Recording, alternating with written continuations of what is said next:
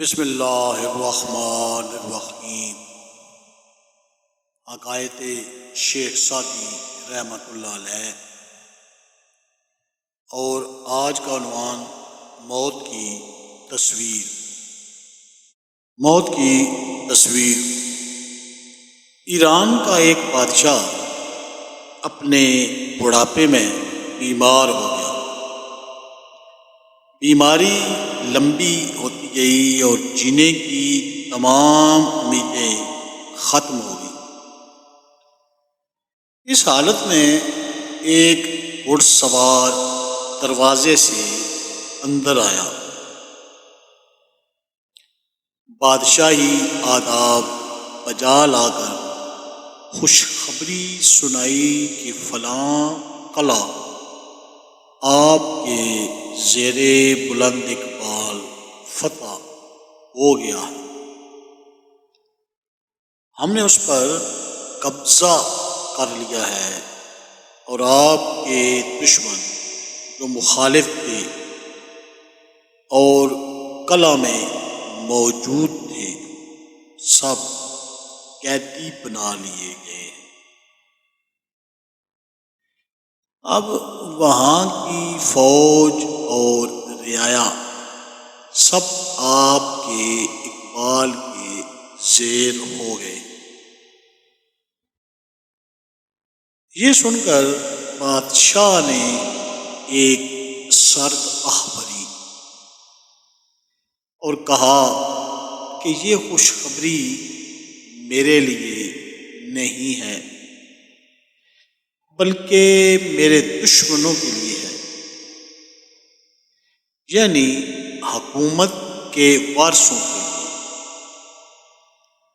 سچ ہے کہ جب انسان کو زندگی ختم ہوتی نظر آتی ہے تو وہ ہر چیز سے دور یا بیزار ہو جاتا ہے۔ اسے کسی چیز پر ملکیت جتانے کی خوشی نہیں ہوتی، کیونکہ اسے زندگی ختم ہوتی نظر آتی ہے۔ جس نے واپس نہیں آنا، اور نہ ہی موت نے اسے مزید ملکیت پر فخر کرنے کا موقع دینا ہے۔ درس حیات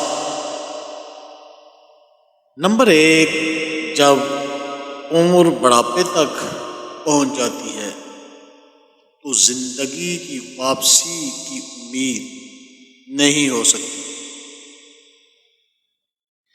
نمبر 2، ہر ذی روح کی زندگانی عارضی شے ہے، کسی وقت بھی موت کا فرشتہ اس کو ختم کر سکتا ہے۔